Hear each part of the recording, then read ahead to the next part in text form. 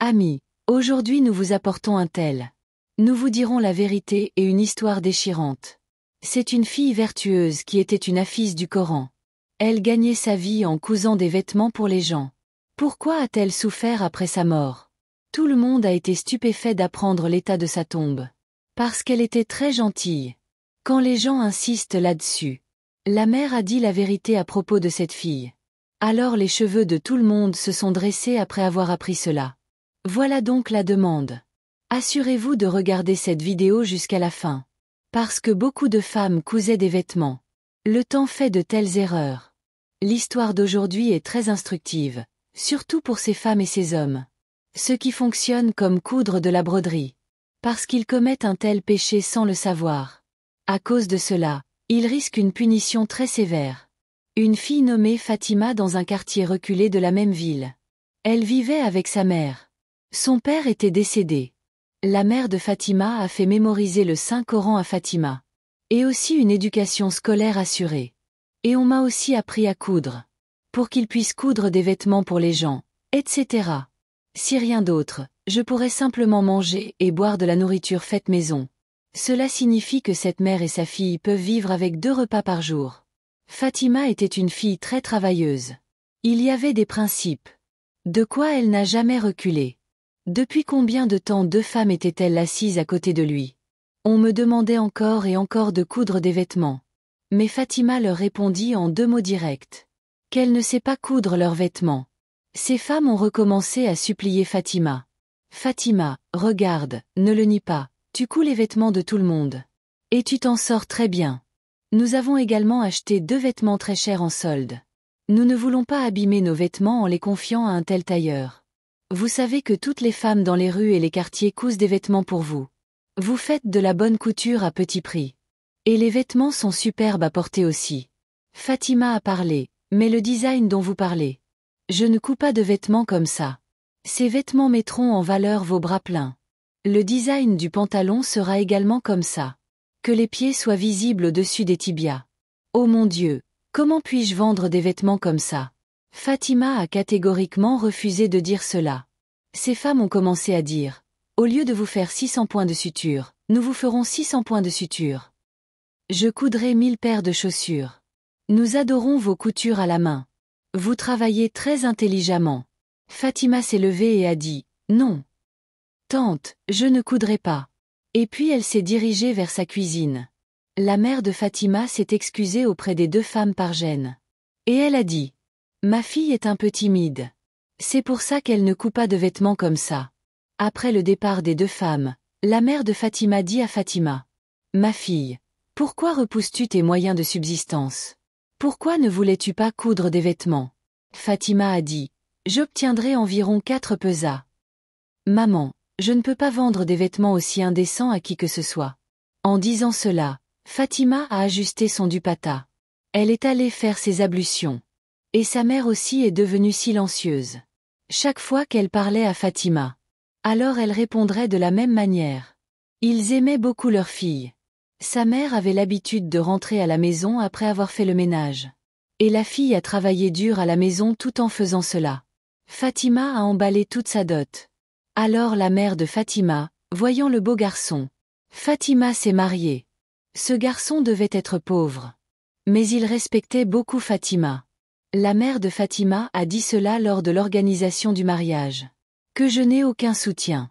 En plus de ma fille, je garderai ma fille et mon gendre à la maison. Ces personnes ont également accepté. Ainsi, après son mariage, Fatima a recommencé à vivre dans la maison de sa mère. Peu importe combien d'argent son mari gagne. Mais vivre à la maison était toujours difficile. Fatima a dû coudre des vêtements. Le temps a filé comme ça. Fatima est enceinte.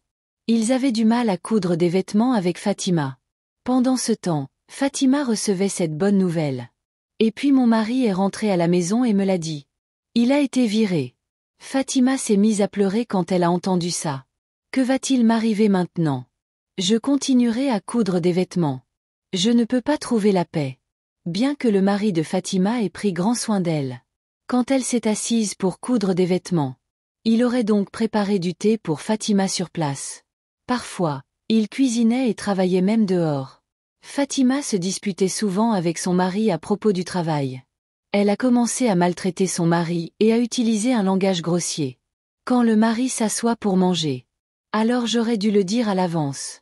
L'ennemi du travail et de l'effort, c'est le grain. Cette pauvre bête mangerait 2 pains. Et il se levait et sortait. Même s'il cherchait aussi du travail tous les jours. Et c'était la volonté de Dieu. Qu'il ne trouvait pas de travail. Pendant que je faisais cela, le jour est enfin arrivé. Qu'une fille est née à Fatima. Le mari de Fatima et la mère de Fatima étaient très heureux de voir la petite fille. Le mari de Fatima est un enfant. Je distribuais joyeusement des bonbons de maison en maison. Pendant ce temps, le mari de Fatima a reçu la bonne nouvelle d'une petite fille. Et le mari de Fatima s'est également impliqué. L'entrepreneur auprès duquel le mari de Fatima a obtenu le travail était très strict. Traitait les travailleurs grossièrement. Il adorait son travail. Les gens travaillaient pour lui sous la contrainte. Et il maudissait souvent les ouvriers. Pendant ce temps, la vie devenait difficile pour la famille de Fatima. Quand la fille a grandi un peu, alors Fatima a recommencé à coudre. Pour que les dépenses de sa fille puissent également être couvertes. Quelle femme cousait des vêtements pour moi? Les restes de tissu de leurs vêtements. Ces femmes le lui donneraient. Elle cousait les petites robes de sa fille dans le même tissu. Et elle le portait et comme ça, elle passait. Parce que le mari de Fatima ne gagnait pas autant. Qu'il pourrait dépenser plus. Le mari salafiste aurait pu payer la facture d'électricité et la maison. Et puis un jour, si Dieu le veut, c'est arrivé. C'était comme si un tremblement de terre avait frappé leur maison. Soudain, le pied de Fatima a glissé dans les escaliers. Et tombant de la première échelle à la dernière échelle. Tant de sang coulait de sa tête. La mère de Fatima s'est mise à pleurer. Tout le quartier s'est réuni chez eux. Le mari de Fatima a été rapidement informé. C'était vendredi. Et le mari de Fatima était au travail aujourd'hui à cause de ça. Vous obtiendrez cet argent supplémentaire. J'achèterai des jouets pour ma fille. Aucun autre ouvrier ne travaillait là ce jour-là. Quand le mari de Fatima reçut de telles nouvelles au sujet de sa femme, il a rapidement et aveuglément verrouillé les portes. Et je suis rentré à la maison en courant. Il a mis la clé dans sa poche. Et il est vite rentré à la maison et m'a emmené chez le médecin. Fatima est morte en chemin. Le mari de Fatima se souvenait de beaucoup de choses que Fatima avait dites. Il pleurait amèrement. Et la mère de Fatima pleurait aussi abondamment. C'est pourquoi le mari de Fatima pleurait autant. Que adviendra-t-il de sa fille innocente? Comment grandira-tu sans mère? Elle était si jeune à l'époque. Qu'elle buvait du lait maternel. En pensant à tout cela, il se serait mis à pleurer encore plus fort. Tout le monde a commencé à pleurer la mort soudaine de Fatima. Qui l'eût cru? Une jeune fille partira tranquillement comme ça dans la fleur de l'âge. Tout le monde a chanté les louanges de Fatima. Tout le monde le savait. Comme elle était gentille et attentionnée envers tout le monde. Tout le monde le félicitait. La mère et le mari de Fatima étaient de mauvaise humeur après avoir pleuré. Ils étaient tous les deux accablés de chagrin. Puis le moment des funérailles approchait. Et les funérailles de Fatima ont été célébrées. Fatima a été emmenée dans un cimetière voisin et enterrée. En l'enterrant, son mari était descendu dans la tombe. Et à ce moment-là, les clés tombèrent de sa poche et tombèrent dans la tombe. D'où il vient, il travaille avec les serrures. Son mari n'était même pas au courant et est rentré à la maison. Le soir venu, tout le monde est rentré chez soi. Après que tout le monde soit parti, la maison est devenue complètement déserte. La machine à coudre de Fatima était placée juste devant elle. Voyant cela, sa mère se mettait à pleurer encore et encore. Parce qu'elle était triste d'être veuve avant. Et maintenant la fille est partie ainsi que le petit. La tristesse d'être laissée seule avec mon petit-fils me hantait encore et encore. Le mari de Fatima a pris la mère de Fatima dans ses bras. Il tenait aussi sa fille dans ses bras. Mais une mère devait dire quelque chose. La fille qui servait de bras à sa mère. Elle est partie si soudainement. La mère de Fatima n'en revenait pas. C'est ce que disait la mère de Fatima. Ma fille était juste en train de coudre des vêtements. Qu'est-il arrivé à tout ça? Sa mère n'arrivait pas à y croire du tout. Que sa fille a maintenant quitté ce monde. La petite fille de Fatima pleurait également abondamment. Et le mari de Fatima n'en voulait pas. Qu'il ira à l'oreille dans les 2 ou 3 prochains jours.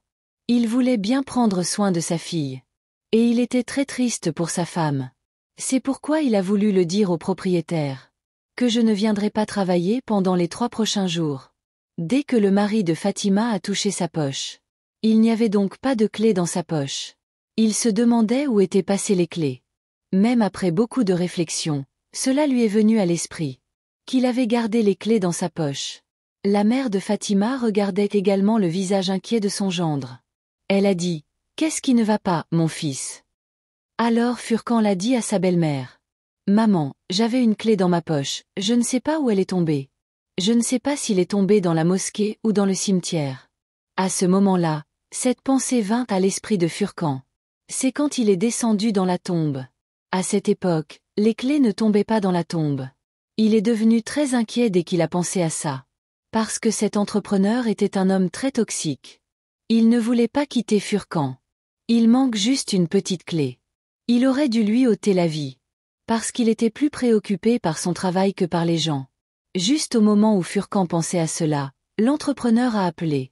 Et il dit, « Les serviteurs doivent être mis au travail demain matin. Alors donne-moi les clés tout de suite et pars pour la nuit. Pour que je puisse mettre les ouvriers au travail sur le reste des travaux tôt le matin. » La gorge de Furcan est devenue sèche après avoir entendu tant de choses. Il ne pouvait même pas dire que les clés étaient perdues quelque part. Il a juste dit, « Je te donnerai les clés demain. » Il a dû retrouver les clés pendant la nuit. Après mûre réflexion, il se dirigea vers le cimetière. Il était minuit. Et la fille de Fatima dormait toujours avec sa grand-mère. Le mari de Fatima a commencé à marcher vers le cimetière à minuit. Son cœur était en panique. Il était très inquiet et aussi effrayé. Il n'était jamais allé dans un cimetière aussi tard dans la nuit auparavant. Ce cimetière était situé à une certaine distance du village. Il n'a rien compris du tout. Que devait-il faire? Mais cela aussi était une contrainte. C'étaient des clés précieuses. Il l'avait perdue par négligence. Et continuait à chercher ses clés. Il est arrivé au cimetière à minuit. 401. C'était une mort étrange et terrifiante. Le cœur de Furcan, le mari de Fatima, a commencé à se serrer. La tombe dans laquelle il avait enterré sa femme ce soir-là même.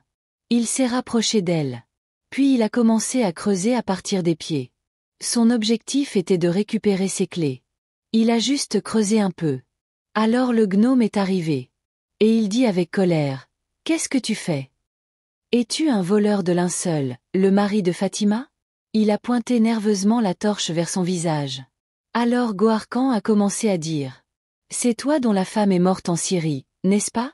Le mari de Fatima a eu peur et a dit. « Oui, je suis venu ici le soir pour enterrer ma femme.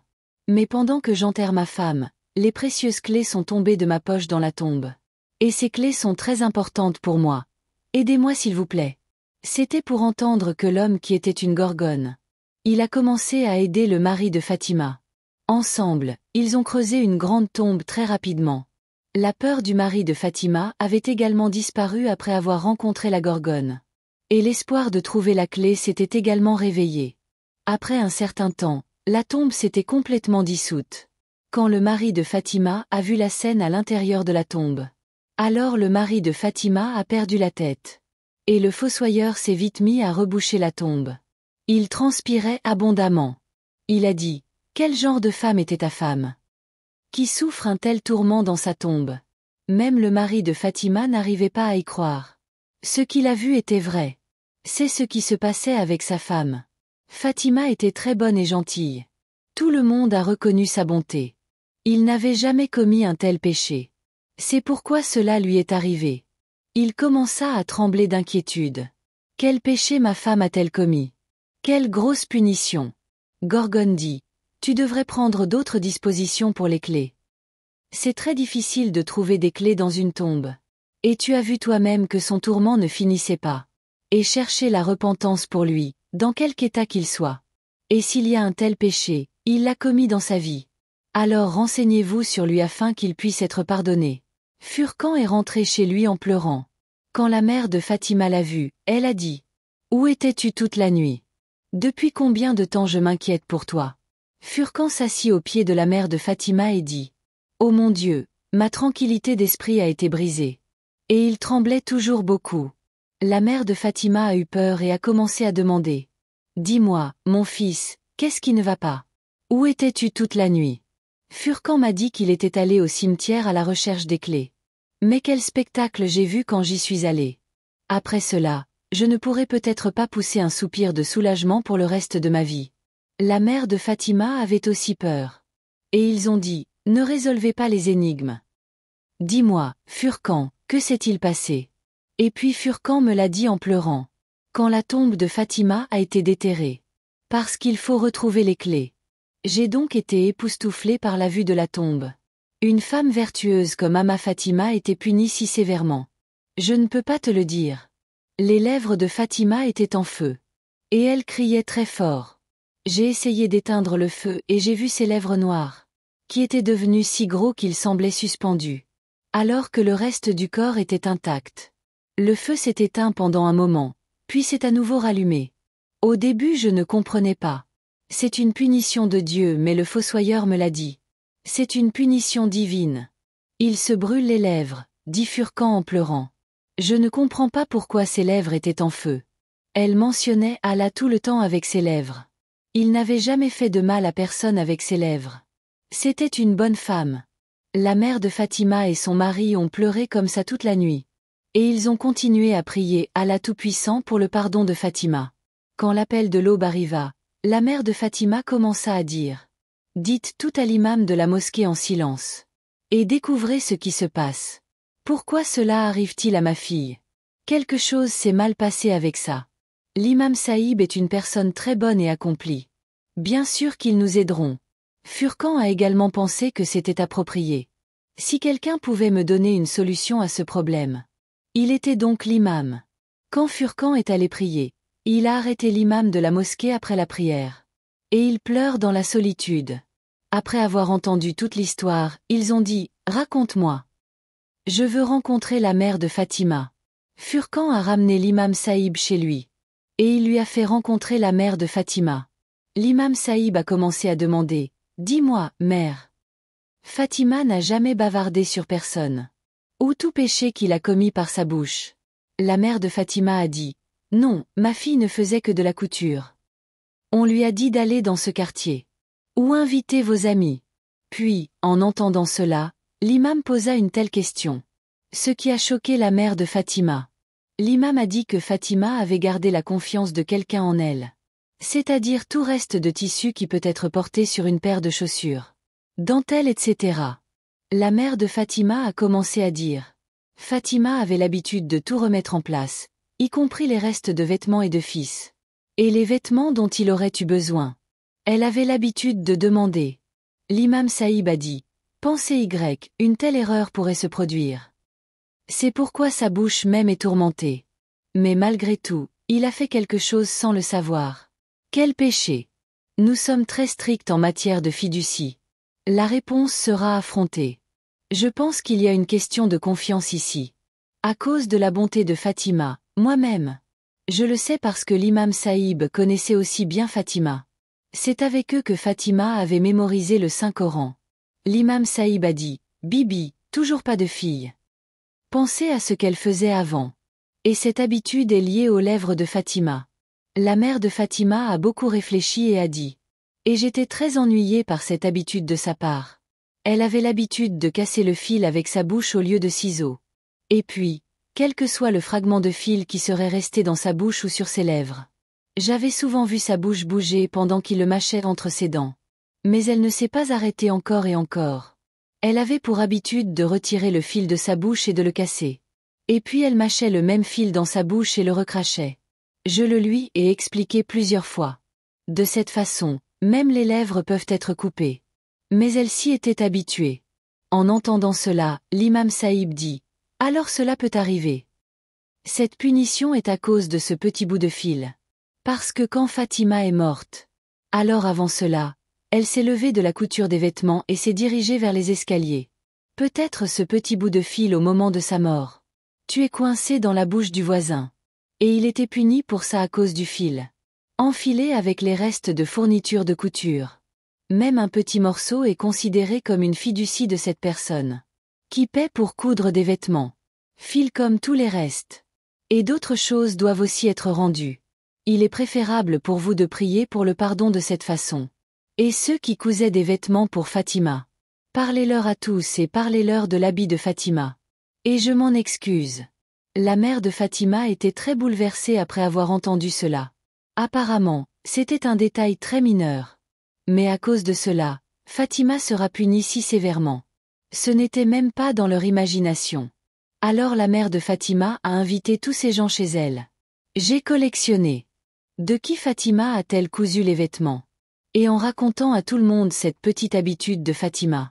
J'ai joint les mains pour le pardon de Fatima, mais ce n'est personne. Ce n'était pas si grave. C'est pourquoi tout le monde a immédiatement pardonné. Aux yeux de certains, ce n'était même pas un péché. Mais qu'est-ce qui paraît insignifiant à un être humain? Elle est souvent riche. C'était une question de confiance. C'est peut-être pour ça que Fatima a été attrapée. Tout le monde était au courant des bonnes habitudes de Fatima. Alors ils ont pardonné à Fatima et sont partis. Cette même nuit, la mère de Fatima dit à son gendre. Furcan a rapidement demandé à nouveau les clés. Tu dois creuser la tombe et me dire ce que tu vois à l'intérieur. La punition a été levée. La mère de Fatima voulait savoir. Quelle était la véritable raison de sa punition? Était-ce vraiment un petit fil qui lui causait un tel tourment? Cette nuit-là, Furcan se rendit à nouveau auprès de la Gorgone. Et ils ont tous les deux creusé une tombe ensemble. J'ai donc vu que le corps de Fatima était complètement intact. Ça sentait bon. Il n'y a pas eu d'autre punition comme celle-ci. Et les clés du Furcan étaient dans cette même tombe. Furcan a appris ses astuces à partir de là. Et la tombe fut à nouveau fermée. Et quand il est rentré chez lui, il a raconté toute l'histoire à la mère de Fatima. Ils ont remercié Dieu. Le châtiment divin a été évité à leur fille. Et puis, quand les villageois ont découvert cela, alors tout le monde était surpris. Qu'une femme aussi vertueuse ait reçu une telle confiance à cause de cela. J'ai dû souffrir. Tous les villageois se sont repentis et ont demandé pardon. Et puis tout le monde a essayé de redresser ses affaires. Après ce jour, tout le monde dans le village est devenu très jaloux d'Amana. Quelqu'un voudrait bien un petit quelque chose. Il aurait donc été renvoyé immédiatement. Fatima était déjà partie. Mais en partant, j'ai vu ma mère et mon mari. Ça m'a rendu triste. Il est la fille de Fatima et le mari de Fatima. Et les trois mères se souviendraient de lui tout le temps. Fatima était une fleur dont le parfum se répandait partout. Même s'il était parti, les gens ne l'avaient pas du tout oublié. Il est dans le cœur de tous en raison de sa bonne moralité et de son bon comportement. Il est toujours vivant. Elle doit être dans un endroit élevé au paradis maintenant. Le petit esclave qui est né de lui. Elle avait déjà subi sa punition. Dire cela n'est qu'une banalité. Ce petit morceau de fil qui se casse avec ta bouche. Sa fibre est restée dans la bouche. Que Fatima a mâché et recraché. Mais c'est souvent le cas des femmes qui cousent. J'ai vu beaucoup de femmes cracher le fil de leur bouche. Mais est-ce que quelqu'un a déjà pensé que c'était pour ça? L'homme doit répondre à Dieu. Même ce petit fil fait partie de la confiance. Et cette affaire ira jusqu'à la tombe. Et même à cause de cette légère négligence. Il y aura un châtiment de la part d'Allah. Alors la vidéo d'aujourd'hui est dédiée à tout le monde. Qui fait des travaux de couture et de broderie. Si vous faites aussi une telle erreur. Alors, pour l'amour de Dieu, ne faites pas une telle erreur. Ne trahissez pas la confiance avec un fil. Retournez tout, même les boutons.